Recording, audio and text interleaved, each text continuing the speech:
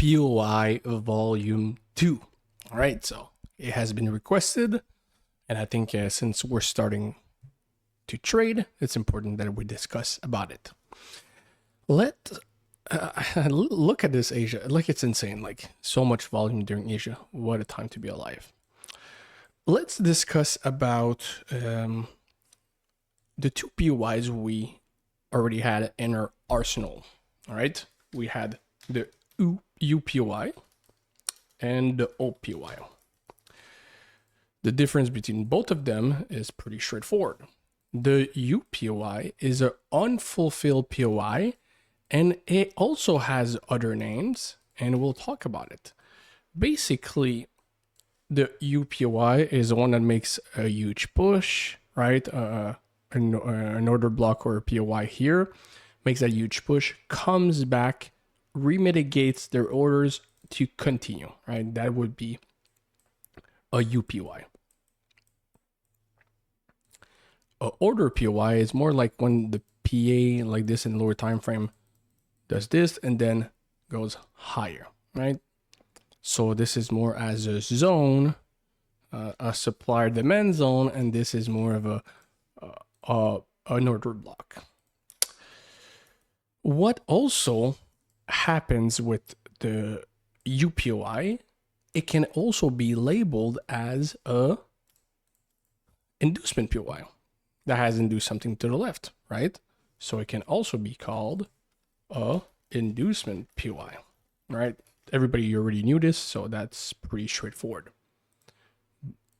All right, like this.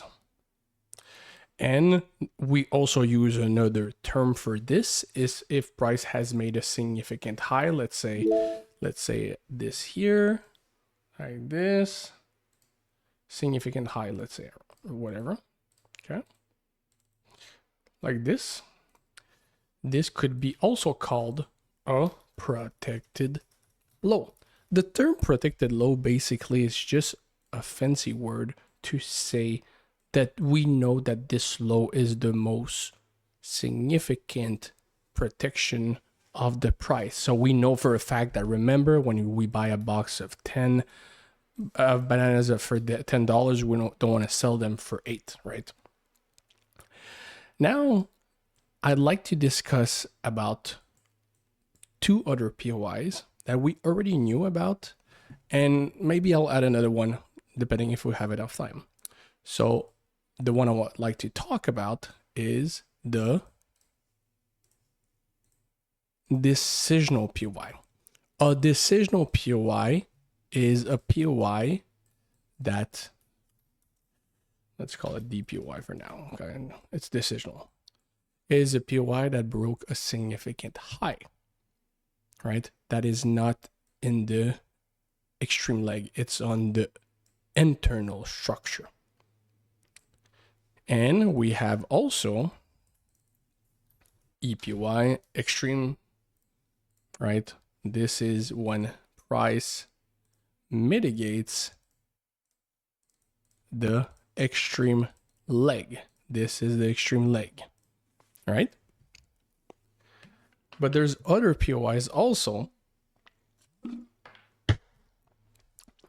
that I'd like us to talk about. And for now, I think I'm just going to add one, and maybe we'll do a volume 3 because that's a lot of information already with these two. The false reaction POI. Let's say the price, you have equal highs. It fakes the equal lows. I said equal highs, sorry. Entices them to enter. And let's say comes back into this POI. So this would be an enticement POI. Similar to an inducement POI, it's just that it's another term because it's a POI that goes against the direction of the liquidity, and most likely has a false reaction with it, right? So that would be labeled either a false reaction POI or an enticement POI. Both of them are similar kind of like a protected lower and an inducement POI and a UPOI. It's just other terms that most likely means the same thing. Okay, so the enticement can also be used with false break of structure, because what we know, we can have false break of structures that actually are enticement POI, but not false reaction, because we're not reacting. What would be a valid false reaction enticement POI? It would be this. It's getting confused. There's a lot of information, right? You guys wanted it. I'm giving it to you. This would be an enticement POI, and the SMT would be the false reaction, right? $1,000,000 question. How does all this translate to the chart? I said 2, I'm adding 25 other POIs. Basically, the rule number 1 when it comes to this strategy and when it comes to my way of trading is you cannot enter a trade without having a POI. And I'll repeat, without POIs, there's no entry. So I see people like trying to like buy higher like this and price like this, but there's no mitigation. You always want to have a mitigation like here. And if you miss it, you don't do these things like this when price retraces, because what happens if price does this? You get smoked, okay? So how does this translate to the chart, right?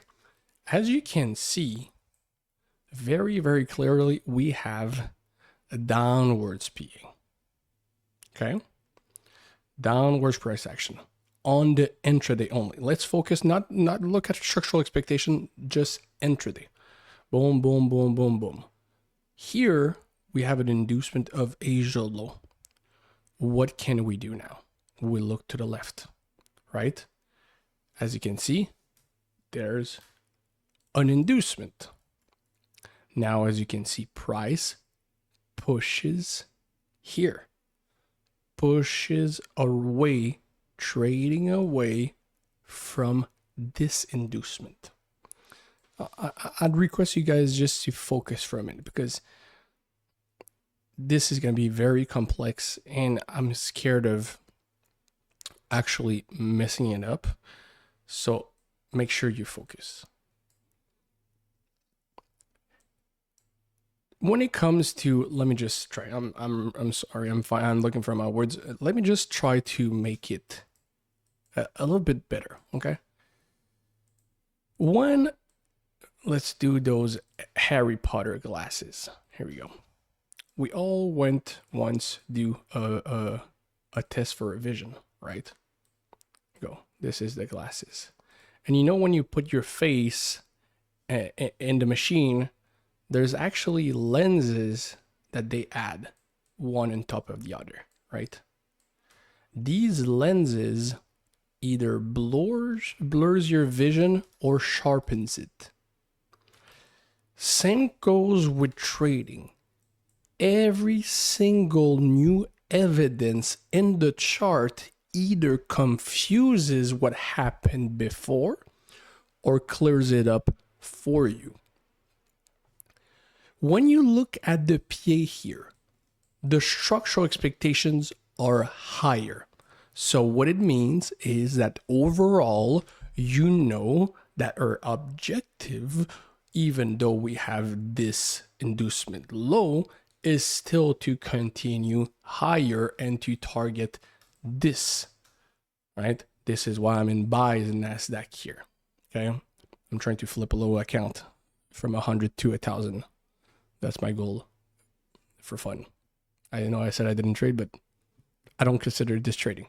See, So the structural expectation is to go higher. So at a potential entry, I just slam. It's like 2 lots on a small account. I don't care. No stop losses. I put a stop loss to be cute, but there's no stop losses. So intentions wise, you know that you need to go into, let me just remove this. You can potentially make a little screenshot of this. Let me just remove this. You can take a little screenshot if you want. And let's remove it. Okay.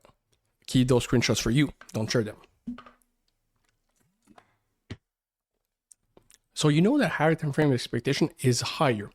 So this inducement most likely would be a false break of structure, right? Because it's a first structural shift and it hasn't really closed below. So for me, that would be a false break of structure. So the relevant liquidity would be this SMT2 target, okay? Speeding the momentum into it. Right now we're already in. So if I would be in buys on EU, I would be closing most of my position right there, okay? We induce this point here. As you can see, this would maybe look a little bit more as an order POI, okay? Because as you can see, they fake the reaction of those equal lows. As you can see, candle closure here. Not super relevant to trade. It's still important to understand that this would most likely be a false reaction. If we see on M1, equal lows, equal lows, equal lows, okay? This is where things get tricky. People would see this inducement. They would wait for a break of structure. Then they would take this POI as a mitigation. That's only like 2 pips. And then they would not close to break even here. They would then hit a stop loss. I would be taking the buys also here because I wouldn't want to cover the whole thing, but I would close to break even most likely when price would start to reverse. Because if you look at it on the lower time frame, this is the first internal FBOSS. So this becomes an SMT, right? So this is an SMT. So most likely this is the false reaction enticement POI. Unfortunately, it went higher, so that would have been a stop loss. This is why I never enter directly. And this is why some of my strike rate is so good, because I don't do this. I go in lower time frame and I go into the POI, right? I see price enters here. This is exactly how I do it, like every single time. Here you go. Price does this. So now we want to price to at least close here. Doesn't close here. So for me, that would be invalidated. But imagine now it breaks. And as you can see, I think it comes back. It comes back perfectly into that POI, right? So you would be targeting the low. As you can see, SMT reaction pretty clearly. But this is a little bit more advanced. Basically, if you want to take buys like this, just cover the whole zone, right? Cover the whole zone. For me, this is a bad buy, so I wouldn't take it, but you get the idea. But now price pushes. Speed, look at this candle here. Speed, speed, speed. This is the first structural shift of the intraday play. So this is our first FBOSS. Price was just trending down. So automatically, and we go back to the lenses with the Harry Potter glasses, we see this as an inducement making a significant high. Let's focus here, right? Point number 1, we have inducement and inducement previous day low plus new high, right? We see it here. So this would be most likely an inducement POI and a protected low. and most likely a unfulfilled POI. The problem is, and this is why it's so important, this is me clapping my hands. It's so important to have our solid partials area. We cannot confirm what will happen because look what happens. This is an FBOSS based on intraday play, but on high time frame expectation, it's not. So if you identify this as an SMT, you are right as intraday. And as you can see, we have a reaction and price just comes back into the inducement POI of that Asia high of those false reaction equal highs here. Boom, boom, creates that internal break, false reaction of this SMT, and going into the false reaction enticement POI to take shorts. I was in a call with a student here and we were talking about that. Remember I said in the call, I was seeing the imbalance, waiting on the higher time and lower time frame. We didn't saw nothing, but as you can see, boom, boom, boom, speed momentum into it, and then liquidates the relevant liquidity.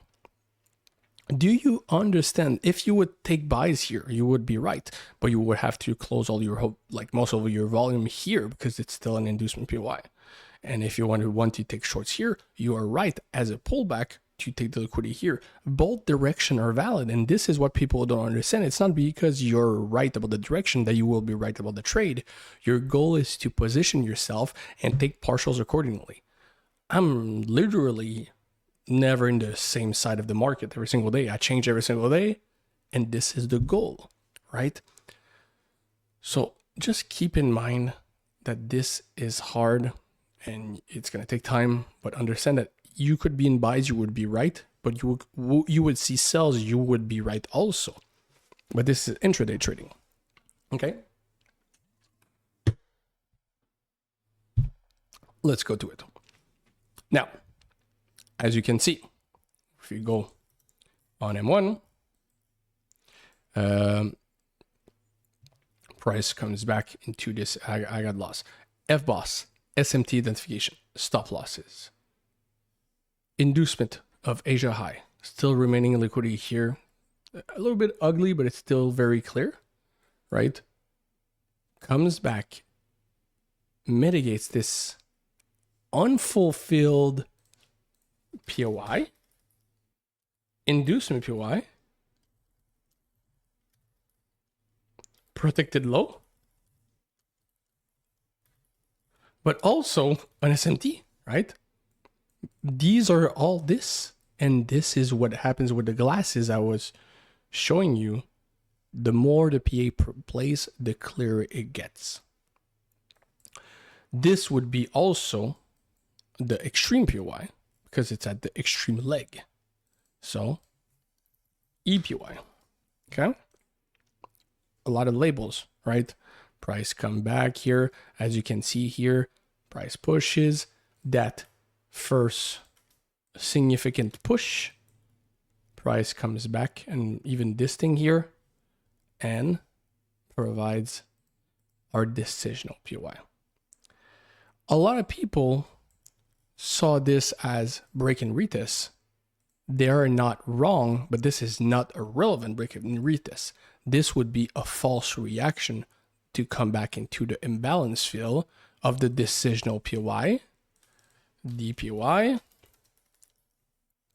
to continue higher. Then price pushes. As you can see, look how they fake. They come back, they fill the imbalance, come back pushing. Come back into this inducement POI with imbalance, inducement POI, imbalance,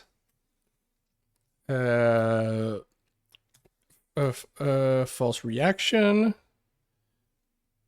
POI, and enticement POI, because they entice them, and POI. No enticement. False reaction, sorry. I'm getting confused with all the freaking names. For me, it's all the same thing. And you would notice that for me, every single time that there's an inducement, I want to have a reaction of that POI first to then look at entries on the M1 here, right? Like this. I never take it from the original one. Let's say here. And this is what I was talking about on the call today. Price goes into that POI. I even sent you guys the imbalance. You go into the M1 and you wait until price significantly gives you something, right? Price never came back here. So we were talking about it here. Faking this continuation here.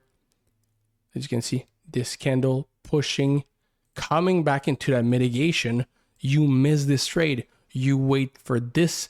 This is a mitigation. You wait for that break, comes back into this POI, and you would take something like this, right? I would take it like this. You should take it like this. I take it like this. And you target the low of the day, right?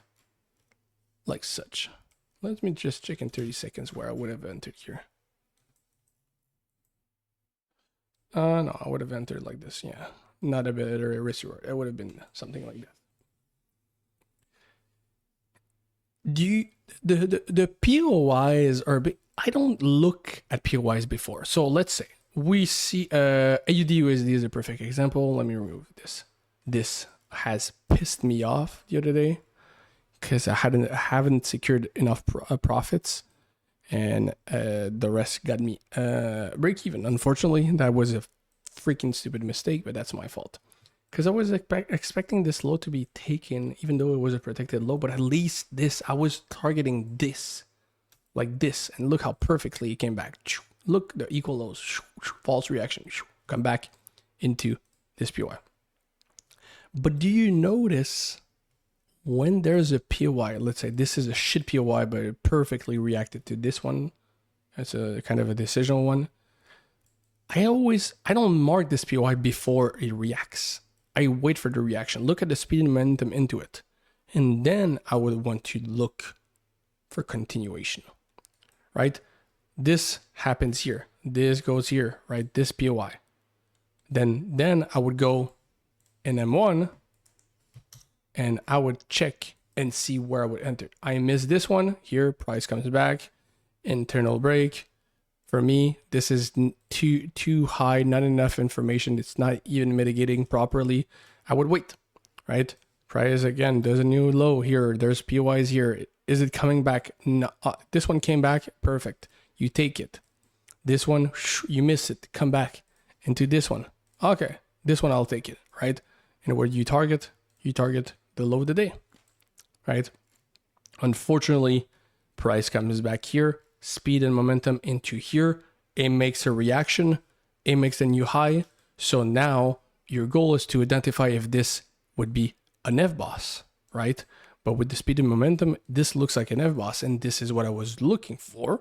But if you go back and you re-put your lenses, structural expectation seems to be higher, and this is where I got fucked. I just took 50%, and this is just unfortunate things. And this was so late in the day, the spread hours started, market closed, and I got beat. So this is things that happens, but let's continue.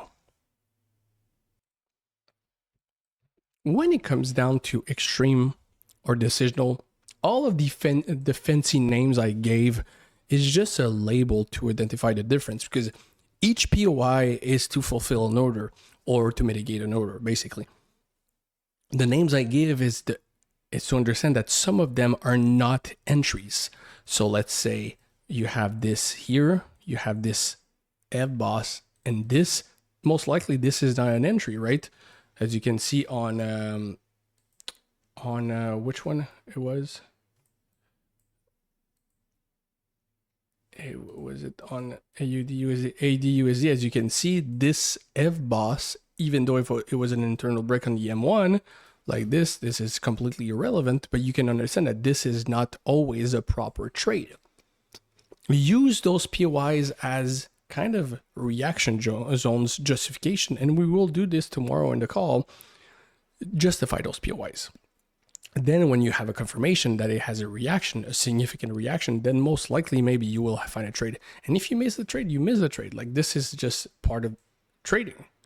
But you should never enter a trade at the minute it touches a POI.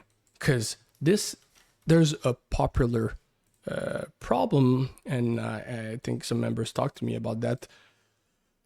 When price does this and does this, they want to enter this decisional to continue, but then price does this and goes into the extreme and does this, and they slam a stop loss. This is why I rarely use decisional POIs. Of course, it's contradicting because you saw me take those, but I take those once I'm up for the day. You always want to target for the extreme, because maybe, let's say you see this as clear liquidity, even though I don't, and then you go into the M1 and you see a reaction, even though it doesn't do a false break of structure, but you see this, let's say, as an internal break. And just erase all this. You see this as an internal break, and this is the decisional PY. It made the new low, right? It's not an extreme leg, and you would take a stop loss here. See? For me, I always want to wait for the extreme. But when the extreme is hit, let me repeat myself, when the extreme is hit, now I want to look into the decisionals. I want to look at the decisional when the extreme is already hit, not like the example I gave, something like this. When price does this, and you do this, right? You expect price to do this to take the extreme because you don't want to miss out. This is just a lack of patience. Always wait for the extreme to be mitigated. And then, let's say this, like this. And then this extreme gets taken. Then this would be the decisional one, since it breaks a new high here, let's say. Right after, because there's always new decisional created after they mitigate extremes, and then you would take this, right? That would be a perfect example. I don't know if that makes sense, because this is very important, because a lot of people are scared of missing out. And if you're scared of missing out, take the freaking extreme, take a stop loss, and take the decision one, take a stop loss and take the extreme, but risk 50% on each position. So that way you just risk one trade, right? If you're scared of that. When it comes down to basically figuring out when to select which POI, it's going to come down to experience, because a lot of those POIs are actually all similar. As you can see, this is a decisional because it has made this new high, but it's also in a kind of internal protected low because it has made a significant high. But then you have these equal highs, right? False reaction coming back into that decisional imbalance here, as you can see. And then price is like higher. It makes a NEV-BOSS, with meaning false reaction, comes back, right? With this equal highs, comes back into this inducement POI, but this is also, it's an inducement, it's a enticement POI, false reaction, all the names that you can call them, it all means the same thing. Look how they come back to mitigate the orders, and you have your decisional one. Your decisional one here is valid because it has already mitigated the extreme, but this is a projected extreme because you don't know, because it hasn't made a new high, right? Do you see how complex it is and how much experience is required to understand the difference and the subtle changes in every single one of these POIs? This comes with experience, because some POI can be translated to similar information, but they all bring their different value. For me, the ones you should focus the most are inducement POIs, because this is a fact. They have taken liquidity and they're coming back to add more people to the show. Okay? Very, very important. I don't want you guys to start marking up POIs like all the potential zones like this, like this, like this. No. You just mark a POI once it's mitigated. You always want to enter a trade when there's a mitigation. I don't want to see such shit like this, right? And do this because you missed it and your FOMOing price is exploding. This is calling for either a stop loss or a break even, because the price will do this and you will be in fucking drawdown land forever. You miss the trade, you miss the trade. This is part of the game. You need to be there constantly.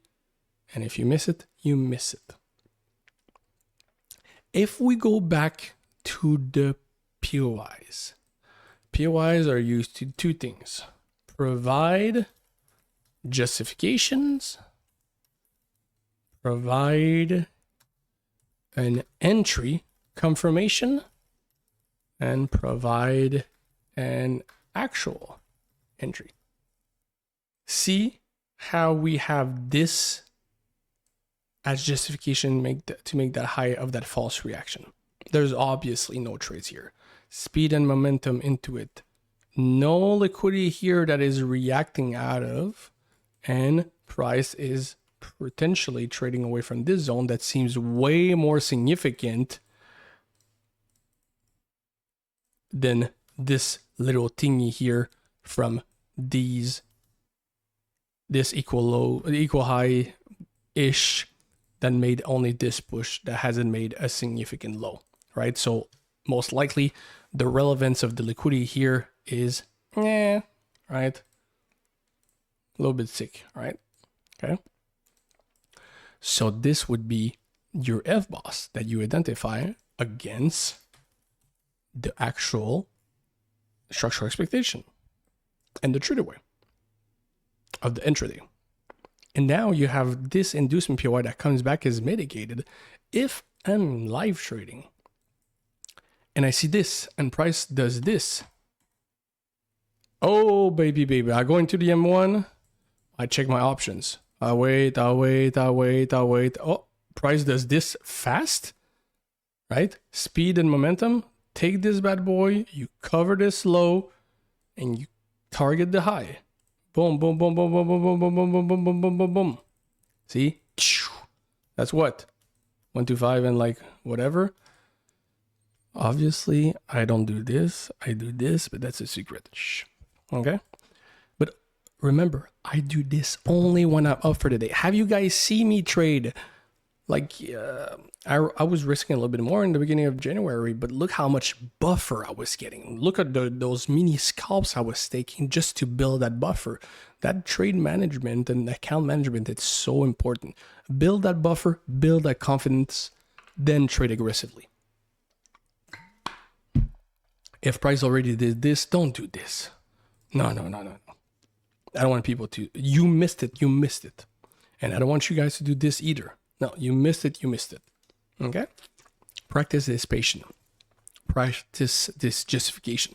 Justifying the POI like I do is actually an excellent compass, because if they're in line with your trade away, this is excellent, because every single time, as long as price doesn't take significant liquidity, every single time it will come back into these zones, into the same direction, it will most likely provide a significant reaction because we're still in the same direction. As you can see, it came back into this decisional zone. Look, so you would go in M1, see when you're here, where would you be entering? You would have a reaction of this. You make this, you wait for this new low, then you would wait until price comes back. It doesn't. What you do? You don't take the fucking trade, right? You understand? If this would have been, let's say, price would have done a false reaction from this zone and go here, then I would have entered here. You understand the difference? There's not always a trade, and this is a bad POI. I wouldn't take this because I have no idea if price will just continue lower, right? You can maybe justify this as being the decisional that makes this new high. Maybe that could make more sense. But for me, in my opinion, I would like to at least have a reaction from here to justify and solidify the strength of this buy. Okay? A lot of orange, a lot of boxes.